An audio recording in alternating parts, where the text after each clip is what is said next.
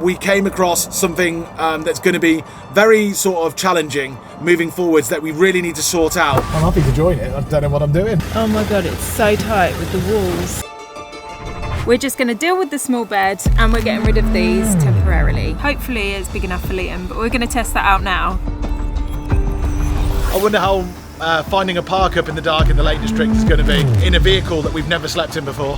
The Lake District isn't so wild camping friendly, unfortunately. A complete disaster, and it was all my fault. There are so many things to consider when choosing a camper van you'll be spending the next part of your life in. Unfortunate personal circumstances meant we had to give up our last van, a van we knew was perfect for the life we wanted to lead. But some things in life just aren't meant to be. Or is it that the universe has a plan and a van in mind for us that might be a better fit for what lies ahead? With Lapland, Canada and America looming, maybe this whole time we needed something more agile, rugged and capable of getting us out of a pinch when we need it. Just a couple of days ago we purchased a real wildcard camper that we are hoping is the one thing that will take us to places that have never been achievable before. Introducing the Hotomobil Gladiator, which comes from the demountable concept that is so popular in America and other parts of the world. It's an all-season, four-wheel drive beast, ready for any adventure. We are just about to spend our first night in it, but first there are much needed upgrades. For those of you thinking it's a small space for two people to live in full time, you are totally right. But inside is everything we need, from kitchen to super king size bed and even a toilet and shower room. This actual model is called an Expedition and is on loan to us from Wild Camper Trucks until the one we have purchased, which is larger in size, launches into the British market in just a few months' time. Our new way of doing van life is going to take some getting used to, and before we ship it and start RV life in America and Canada, we need a shakedown trip that will test us and the camper to its limit. As the ultimate test, we couldn't think of a better winter destination to head to than Lapland in Finland, home of Santa and his reindeer, and where temperatures can plummet to -30, a climate me and Liam have never had any experience in whatsoever. But first, let's spend the first night in the camper and see if we can get the upgrades done in time and get to Lapland for Christmas.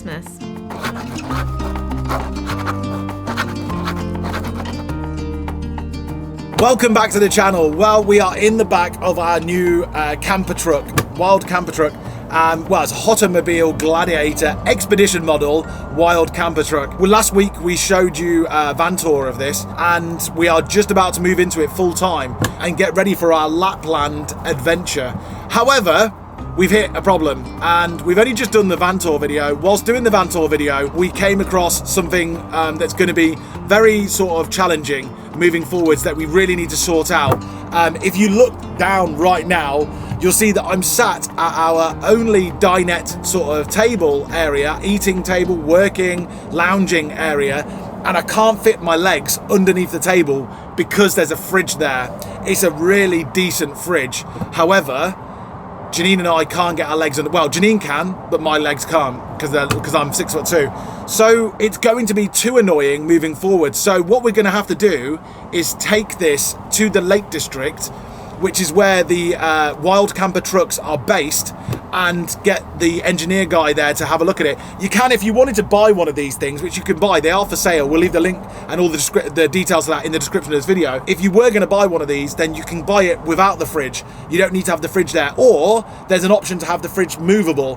But because there's two of us in here, it just won't do. We need rid of the fridge, and we've got a feeling because we're going to colder climates, we don't actually need the fridge anyway, and we'll explain that later on. So we're off to the Lake District. Whilst we're in the Lake District, and whilst hopefully they can sort out our problem, we are going to also try and get an upgrade of our electronics as well and make it more off-grid, and also have our first go at maybe going off-road and of course sleeping in it for the very first time, which we haven't done yet.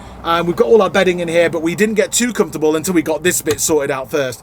So hopefully in the next over the next 2 days we'll be able to get all of that sorted, but right now we've got to get ourselves to Kendal in the Lake District.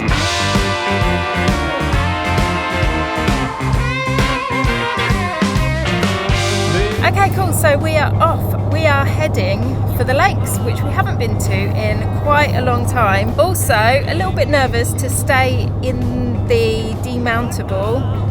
None of us have ever stayed in one before, so it should be Really interesting. Not sure what to expect, but yeah, we'll see anyway. Baby, you rattle my chain. Baby, you rattle my chain. Okay, we're near Kendal now. We dropped the truck off to get some upgrades.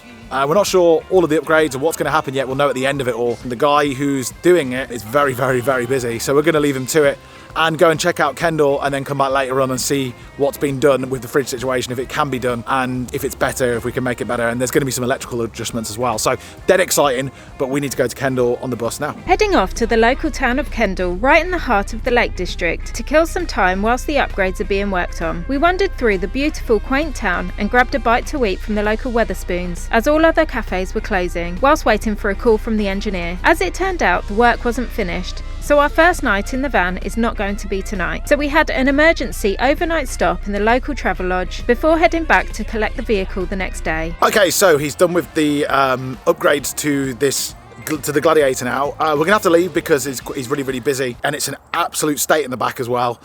We've literally moved most of our stuff into the back of it, and plus on top of that, the upgrades that he's done. So we've got a lot of organising to do before we do anything else. So we're going to go find somewhere, we're in Southern Lake District, southern part, go and find somewhere we can go and organise all of that stuff and then show you the upgrades before we actually find a park up for the night and sleep in it. If you haven't done so, please watch Fantastic Fungi on Netflix or get the book by Merlin Sheldrake called Tangled Life. Both these sources go into the magical world of mushrooms. So much stuff we don't know about mushrooms yet, but what we do know is absolutely fascinating. And one of the most remarkable things about mushrooms is their healing abilities for humans. So Janine and I, as you know, are heading to the Arctic. Long dark nights, short days, 3 hours of daylight we're looking at.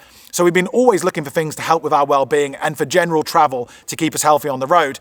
And we were absolutely delighted to see that our friends at Bristol CBD have started selling mushroom tinctures. These things, just by taking a couple of drops in the morning under your tongue, in your water, in your coffee, in your tea, you get all of the benefits of, I've got lion's mane here and reishi, and I really, really believe in the powerful effects of mushrooms, but science says it all. So I'm not making any medical claims here. I want you to do the research yourself. Just go onto Bristol CBD's website and see the long list of benefits for mushrooms. And also there's papers on there as well of the scientific research that backs it all up. I've got lion's mane here. I've got a family member who has recently bought this from Bristol CBD and taken it every day because he was very concerned, being in his mid-60s, about losing his memory and the declining cognitive abilities. Lion's mane, all the science is coming out at the moment saying this definitely helps with that, with some really, really interesting stuff. I really, really want you to read the research because it's amazing. Not only that, I've got reishi here as well. Not only that, they're incredible for immune support, anti-inflammatory, antioxidant, anti-cancer,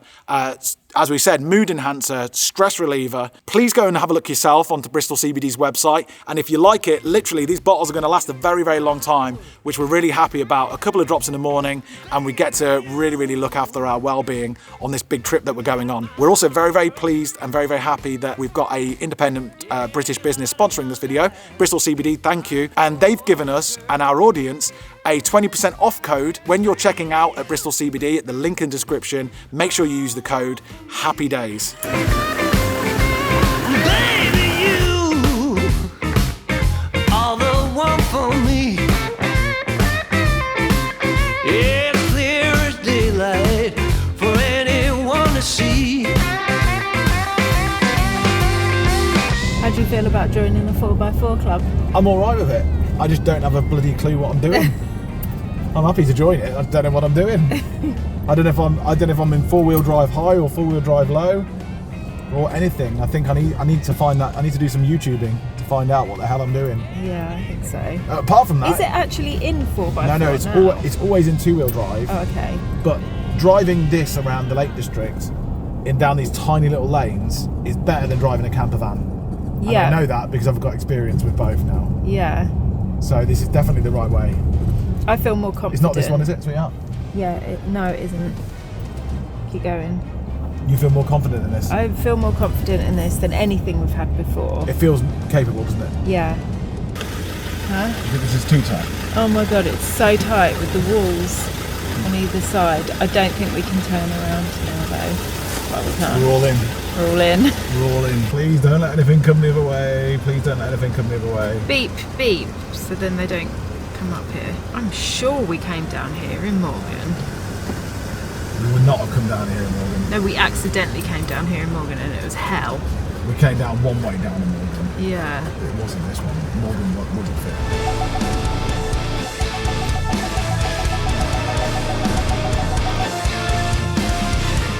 Whew, this is proper tight.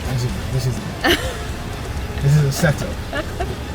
I wish we followed the sat nav now. I know. It was just the locals just there trying to divert traffic away from Yeah. isn't it? The roads are tight, but what's worse is these stone walls either side. So it's not like if you accidentally go wrong, you bash into a bit of like bush or tree or something. You actually scrape up against brick walls. Which we've not done. Which we've not done, but we don't want to do it either. Thank God for that. Whew.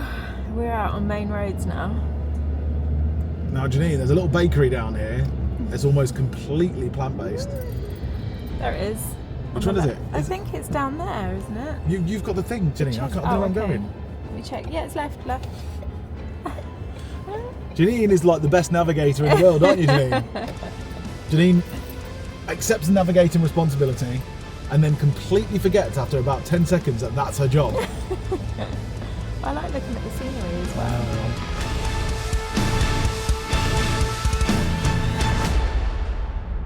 Okay, so we have just arrived at a gorgeous little place called Chester's. It's a bakery and it is amazing in there. We've been here before and we love it. So we decided as we're in the area, we'd come back.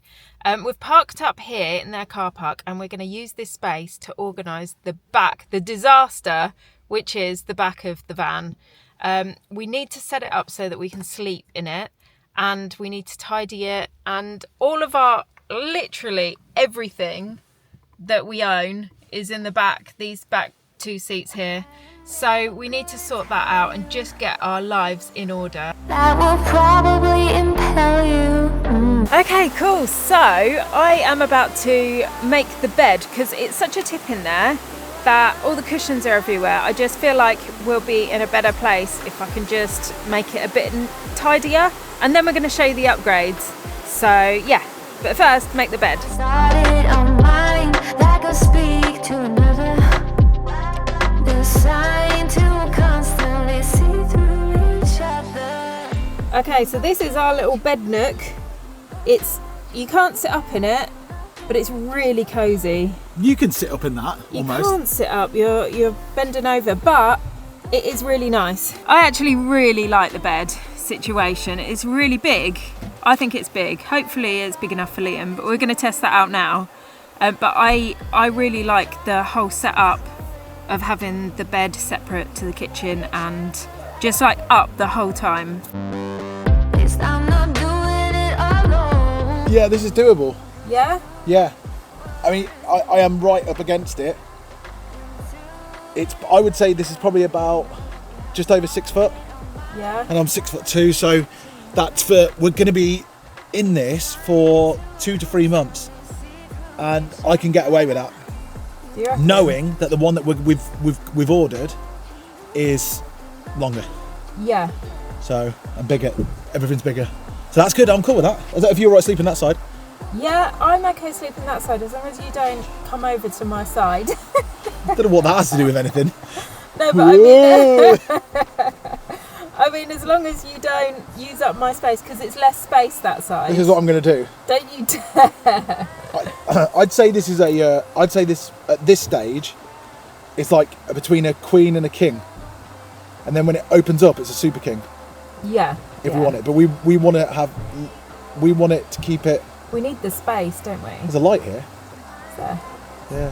So before we talk about what we did with the fridge, these cushions here we're actually not taking them with us because they are getting in the way. We're just going to deal with the smaller bed. This is what makes this bed into a super king. So it's a really, really good option if you want a massive bed. But you lose this seating area that I'm in here when the bed's set up. And we like to get up in the morning, make a tea and sit down and that sort of thing. So we're just going to deal with the small bed and we're getting rid of these temporarily. whilst we're on the trip. So we got rid of the fridge. As you will notice, the fridge came up to there and it was really, really big and bulky and we couldn't put our legs down. And now we've got all of this space and this is the table and, oh, there we go, like that. And it just clicks into place. So we've actually got a dining table and some more space to do whatever we need to do. So, and it folds down, not quite sure how, like that, and there you go, sweet. So other than the fridge going has been like the biggest game changer because we've now got like a fold away table giving us so much more room in there. It's definitely worth not having the fridge for that. The climate, even in the UK now, at daytime, nighttime, is getting much, much colder. We don't eat anything that's, as you know, we only eat plant-based food as well. So we should be able to get away with keeping our food in the double cab area as like a storage sort of thing and just get the food out as and when we need it, and it should keep it cool enough. And as I said, we don't have that much fresh stuff that would go off so quickly. So I think we should be able to get away with it. It's definitely a good compromise without the fridge. The other two upgrades that he's done, that we've been told, is that now it's even more off-grid, because before, as you can see up there, it's got a solar on it, a pretty decent solar actually. It takes up a big chunk of the roof. As you know, this time of year it's not viable to just rely on the solar, so he's put in a DC to DC charger as well with the split relay. So now we are charging up the batteries. Well, it needs to be configured still in the Victron app and what have you, but once I've finished doing that, it should be able to charge as we're driving, which is essential if you're heading to somewhere like Lapland where there will be almost no sun in the daytime whatsoever. And the other thing that he's done as well is he's made it so that we can heat up the boilers whilst being off-grid via the inverter, I believe. So before, it was just electric hookup at campsites that meant that you could heat the boiler. Now we can do it whilst being off-grid as well. It has subsequently meant that the electric hookup part has been disconnected for now. Whilst we get that sorted, we can't go to any campsites or anything like that, so we are completely fully off-grid. We'll probably get that sorted before we go to Lapland, but for now, we're happy with that. Yeah, things are coming together, although it's a bit of a mess still. We've got so much stuff in the back of the cab here. Fancy a cup of tea now, love? Yes, I do actually. Cup of tea, bite to eat, and Find a park up. Find a park up, yeah. You're my best kept secret. I don't know why, but I still try to keep it. You got me in pieces, 'cause you know you're my muse, you're my weakness. I'll do anything for you. I'll do anything not to lose you. Okay, so my biggest concern now, I mean, we've had some good food there. Can't recommend Chester's by the river enough. All mostly 99% plant-based as well. Exceptional. But my biggest concern now is finding a park up. The Lake District isn't so wild camping friendly, unfortunately. They have banned overnight parking at most places here. So we're going to go and try and find a park up along the way and wish us luck, basically. But it's going to get dark soon, so we need to get cracking. Okay, time to find a park up. Is it even possible in the Lake District to wild camp? I think we've done it once before, but that was a few years ago now. And times have changed, so fingers crossed. Thank you to Dave and Edwina, who are long-time subscribers, who have given us a good park-up recommendation. We're going to go see if we can find it. The roads connecting everything here are very, very small and windy. So if we find one before then, we'll jump in it. But if we don't, we'll head straight to the one that they suggested. So thank you if you're watching.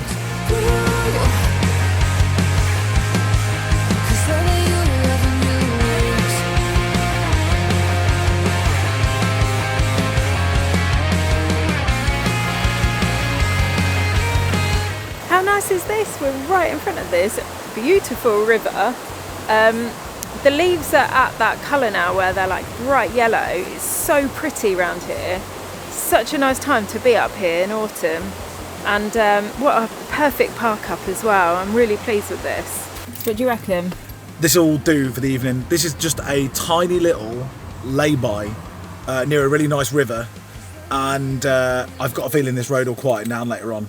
We're right next to the town of Ambleside, but we're just far out enough in nature to make it nice. So let's stay here. Let's go. We need some drinking water. There's no way I'm drinking from those taps.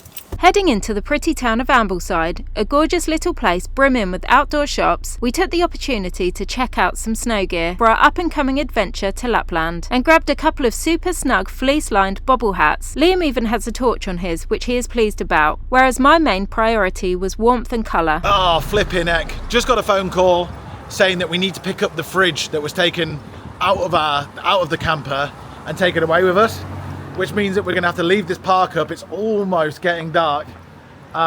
Drive to the South Lakes where it was taken out, pick it up, and then we're going to have to find a park up quite quickly because it will be dark. I wonder how finding a park up in the dark in the Lake District is going to be in a vehicle that we've never slept in before.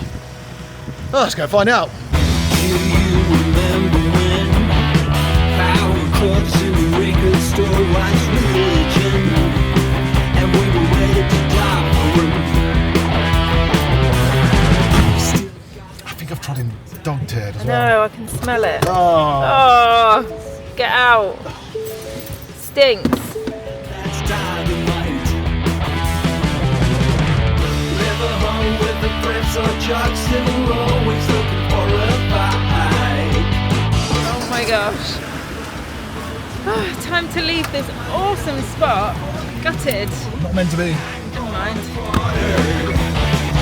Hang on and crawling for rock and roll. Hang on and crawling. Hang on and crawling for rock and roll. And we have the fridge back. It's nippy because there's a window open in here. It's cold. Should we put the diesel heater on? For the first time. For the first time, yeah. So it's an outside diesel tank that's just here, and we're about to find out how much diesel's in it, if there's any diesel in it. So that's the diesel thing.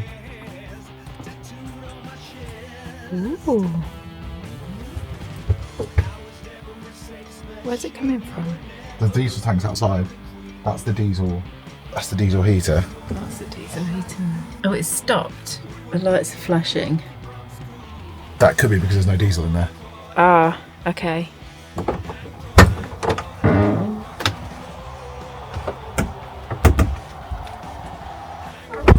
No diesel. No diesel. No diesel. No diesel. Damn It's it. the thing. I'm not used to it at all. Like, you know, when every vehicle we've had recently in the last couple of years has had it plumbed into the main tank. Yeah, I know. So this is weird. So we know that we need to get some diesel in there. It's 10 litres. Yeah. 5 litres or whatever it is. It's supposed to last for like 40 hours once you on a full tank of that. Oh, nice. So that's a lot of time. Yeah. Isn't it? That's almost, what's that? It's 2 full days if it was on straight. Yeah, we'll just top it up every time we top up the fuel. Might last for longer than that. I might have got that completely wrong. Maybe it's even longer. Yeah. Anyway, are you right with no diesel, no heating tonight? Well, Ooh, yeah. I know what we could do. Could put this on. Yeah, just warm it up a bit in here.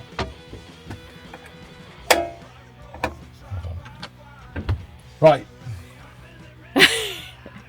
Next challenge. Well, the thing is, so these Hotomobiles come with this incredibly amazing touchscreen panel, and plus the diesel heater controls here, and we haven't really like touched upon any of it yet. But this is like all of the LEDs. There's so much lighting inside here, and outdoor lighting. That's a lot of what this is.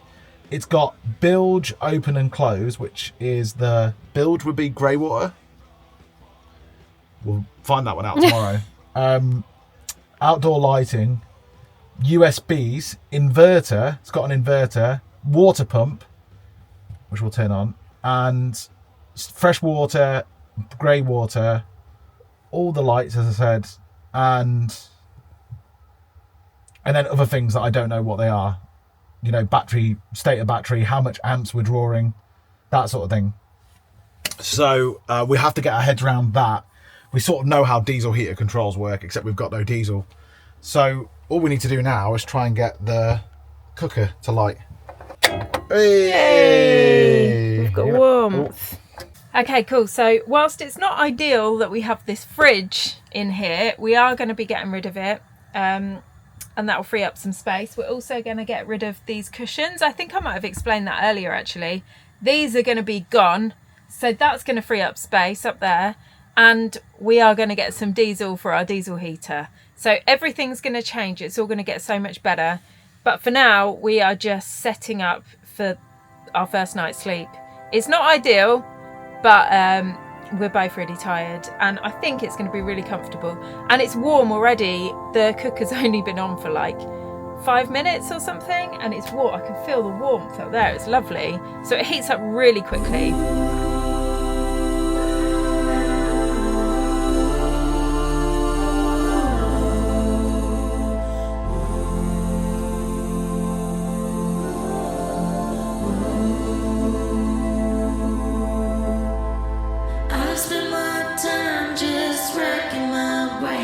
To fill the space, but you gave me so. What do you reckon? I reckon let's sleep and see let's see how it is. It's been. I meant, what do you think of the bed? Oh, I actually like it. It's firm. It's really firm, isn't it? It's Yeah. rock hard. It's right up our alley. This one. But I like hard bed. Like, I would say if it's uncomfortable, we'll see by tomorrow. But I'm all right. Yeah. That's how I prefer it. Yeah, it might be. We might have It's to gone. get a mattress. You had me under a spell.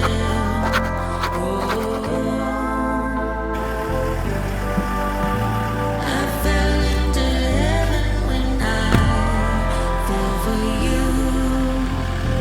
I never thought I would be here, sewing up your wounds, but you got me over a barrel to tell you the truth. I can't imagine a world without you coming through that gate, trying to make sense. Okay, so honestly, I was probably the worst night's sleep we've ever had in a camper ever, and a complete disaster, and it was all my fault. I made two big mistakes on our first night camping in that truck. The first one being I didn't read the instruction book for it. We did the van tour and then we drove straight to the Lake District the next day.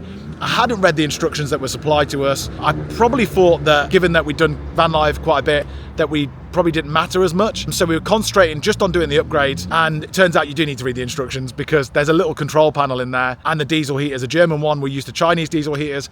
So the diesel heater did work. We didn't need to be cold in the back of that truck. That was the first thing that happened. The second thing was the major one, kidding myself, thinking that I could sleep in a 6 foot width bed, being 6'2", and get away with it for this trip to Scandinavia and back until we get our one through delivered, and then we'll deal with that one when it comes. The reason why I thought I could get away with it is because if we could do that, do it widthways, it means that the bed will stay set up as it is, and we could keep the dining bit set up as it is, and we wouldn't need to mess around in such a small space. Turns out I had the worst night's sleep ever, and because I had a bad night's sleep, Janine had a bad night's sleep. I did a full year in a 6 foot bed when I'm 6'2", and it must have left me traumatized because I can't do it anymore. After the disaster that was the first night, we drove down to Brighton, our favourite spot, met with some friends, long overdue van life meetup with some friends, had a fire on the beach. We bought a fire pit.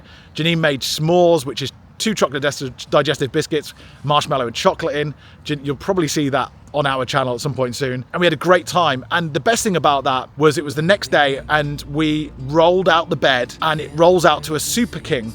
So ironically, that camper truck, that's the demountable, has got the biggest bed we've ever had in a camper van ever, including Morgan. So we both slept like babies, and then woke up the next morning and had found the kettle, found the tea bags, had some soya milk, had a cup of tea. Makes all the difference. Fire, beautiful night's sleep, tea. Now we are rocking and rolling, and we are ready for the next stage. We need to set up a routine because it is a small space. It's a complete different setup to what we've done before. We've got all that to come, and we need to get ourselves ready for going to Lapland, which is imminent. I want to get on that. I want to get the ferry booked imminently. We want to get there, so we want to be there for Christmas in Lapland, of course. If you can, why not?